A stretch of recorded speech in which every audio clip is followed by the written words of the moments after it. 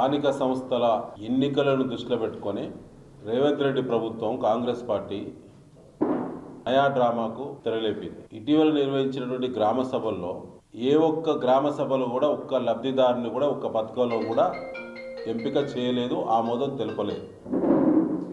ప్రతి మండలంలో ఒక చిన్న గ్రామ పంచాయతీని ఎంచుకొని ప్రజల్లో వచ్చేటువంటి వ్యతిరేకతను తగ్గించుకొని స్థానిక సంస్థల ఎన్నికల వైపు ఆలోచించేటువంటి కాంగ్రెస్ పార్టీ ఎన్నికలు దాటడం కోసం మాత్రమే ప్రతి మండలంలో ఒక చిన్న గ్రామ పంచాయతీ ఎంచుకొని పథకాలు ప్రారంభించినట్టు అధికారుల చేత చెప్పించడం జరిగింది. అప్పటికప్పుడు వారు ఇచ్చేటువంటి ప్రొసీడింగ్స్ను ఒకసారి చూస్తే నవ్వొస్తుంది. బాధ్యతాయుతమైన అధికారుల సంతకం లేకుండా గ్రామ సభల్లో వాళ్ళ పేర్లను లబ్ధిదారులుగా ఎంపిక చేసినట్టు అప్రూవల్ చేయకుండా వారు కార్యక్రమాన్ని ప్రారంభించినట్టు పైన రేవంత్ రెడ్డి గారు, ఇక్కడ మన ఎమ్మెల్యే గారు ప్రకటన చేశారు. 6 గ్రామాలలో ప్రారంభించారు కదా, 179 గ్రామ పంచాయతీలకు గాను మిగతా 173 గ్రామ పంచాయతీల ప్రజలు మీకు ఓటేయలేదా? నర్సంపేట మున్సిపాలిటీలోని 24 వార్డుల ప్రజలు మీకు ఓటేయలేదా? వాళ్ళ భవిష్యత్తు ఏంది? వారి పథకాలకు బాధ్యులెవరు? ఒకసారి మార్పులో భాగంగా నమ్మి ఓట్లు ఎత్తినే నట్టేట ముచ్చిన పైన రేవంత్ రెడ్డి, కింద మాధవ్ రెడ్డి 100 రోజులది 420 రోజులు దాటింది. నిన్నటికి మిమ్మల్ని నమ్ముతలేరు, మీ పైన విశ్వాసం సన్నగిలింది కాబట్టి అధికారుల ముందు పెట్టి అధికారులతో చెప్పించే ప్రయత్నం చేస్తున్నారు గ్రామ సభల్లో. ఇలా అధికారుల యొక్క వాళ్ళ నరకయాత ప్రజల చేత తప్పు చేయని అధికారులు కూడా తిట్లదండకాలు, విమర్శలు అధికారులు ఎదుర్కొనే దుస్థితి వచ్చింది. మీ ప్రవర్తన వల్ల, మీరు విశ్వాసం కోల్పోవడం వల్ల ఇప్పటికి 100 వాయిదాలు పెట్టింది మీరు 420 రోజుల్లో. ఊళ్ళో వ్యాపారం చేసి దివాలా చేసిన వాళ్ళు, ఐపీ దాఖలు చేసిన వాళ్ళకి ఎట్లా అప్పు పుట్టదో ఇలా కాంగ్రెస్ పార్టీ వాడు కూడా ఐపీ దాఖలు చేసినటువంటి వాళ్ళ లెక్కనే మీరు అడిగితే ఓట్లు పుట్టలేని పరిస్థితి, ఓట్లు వేయలేని పరిస్థితి వచ్చింది మీకు. ఇక మన నియోజకవర్గానికి వస్తే నేను ఇవాళ మాధవరెడ్డి గారిని కొన్ని సూటి ప్రశ్నలు అడగడానికి ఇవాళ ప్రత్యేకంగా మనం ఇవాళ ప్రెస్ మీట్ పెట్టుకున్నాము. అభివృద్ధి అనేది నిరంతరమైంది. ఇవాళ కొత్త సంస్కృతి ఏంటంటే మన నియోజకవర్గంలో గతంలో తెచ్చినటువంటి పనులను ఆపి కక్ష తీర్చుకుంటున్న మాధవరెడ్డి గారు ఇవాళ మీకు ఎక్కడి నుంచి పనులు వచ్చినాయి, ఎక్కడి నుంచి నిధులు వచ్చినాయి, మీరు చేసే పనులకు బిల్లులు ఎట్లా వస్తాయి, ఇతరులు చేసిన పనులకు బిల్లులు ఎందుకు ఆపుతున్నారు, ఎందుకు ఇవ్వట్లే మీ ప్రభుత్వం? మీకంటే 1 సంవత్సరం ముందు 2 సంవత్సరాల ముందు పనులు చేసినటువంటి వాళ్ళ పనులు రికార్డు ఎందుకు కావు? ఇవాళ మీ పనులు నెలలనే రికార్డులు అవుతాయి, వారంలో బిల్లులు ఎట్లా వస్తాయి? మీకు బాధ్యత లేదా మాధవరెడ్డి గారు? మీరు శాసనసభ్యులా, కాంట్రాక్టరా? స్పెషల్ డెవలప్మెంట్ ఫండ్ SDF, ఆనాడు SDF కింద 3 జీవోల ద్వారా నేను నిధులు తీసుకురావడం జరిగింది.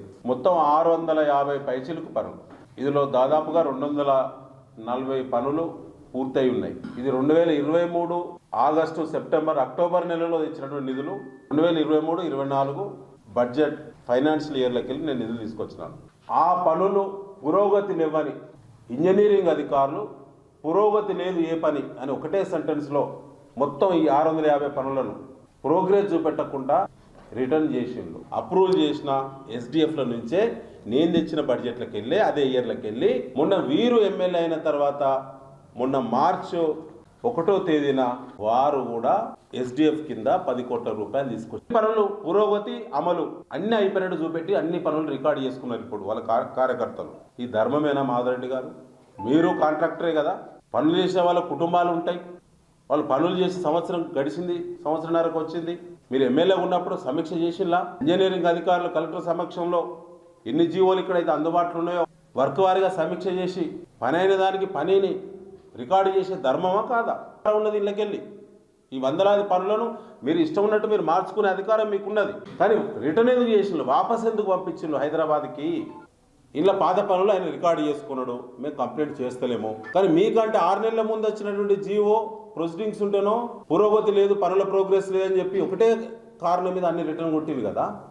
అధికారులారా జాగ్రత్త, వీక్షించి చేసిన పనులను రికార్డు చేయించి సకాలంలో బిల్లులు వారికి ఇప్పించాలని చెప్పి మేము డిమాండ్ చేస్తున్నాం. వ్యవసాయ యాంత్రీకరణ పథకం గురించి మీకు తెలుసు మిత్రులారా. ప్రాజెక్టు దయచేసి 15 కోట్లు ఖర్చు అయింది, 75 కోట్లల్లా ఇంకా 60 కోట్లు నిల్వ ఉన్నాయి. రైతులు ఎవరైనా పర్వాలేదు, చివరికి మా పార్టీకి చెందిన వాళ్ళు ఒకవేళ టార్గెట్ ఉంటే కూడా వాళ్ళ పార్టీ రైతులు ఇచ్చుకున్నా పర్వాలేదు, రాజకీయాలు అవసరం లేదు, ఖర్చు పెట్టండి అని కలెక్టర్ గారు కూడా వ్రాతపూర్వకంగా నేను లెటర్ ఇచ్చిన. ఇవాళ ఏమైందంటే మన 60 కోట్ల రూపాయలు ల్యాబ్స్ చేసిండ్రు.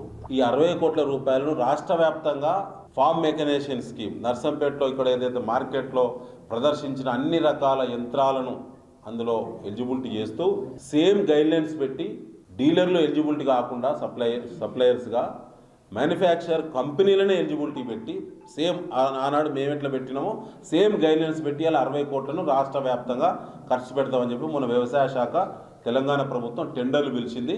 నిన్నటికి టెండర్లు లాస్ట్ అయింది. ఎంత బాధ అంటే నర్సంపేట రైతులకు ఇవ్వాల్సిన 60 కోట్ల రూపాయల ప్రాజెక్టును ఇలా డబ్బులు నిలువున్నాయి కదా అని చెప్పి అవే 60 కోట్ల రూపాయలను ఇక్కడ ఎవరు అడుగుతలేరు కాబట్టి, రిప్రజెంటేషన్ లేదు కాబట్టి ఇలా రాష్ట్ర వ్యాప్తంగా వాటిని ఖర్చు పెడుతున్నారు. టెండర్లు పిలిచిన మళ్ళీ ఫ్రెష్గా సేమ్ టర్మ్స్ సేమ్ కండిషన్స్. మరి ఇప్పుడు చీటింగ్ కేసు ఎవరి పెట్టాలి? మాధవరెడ్డి గారు, తుమ్మల నాగేశ్వరరావు గారికి పెట్టాలనా, దొంతి మాధవరెడ్డి గారికి పెట్టాలనా?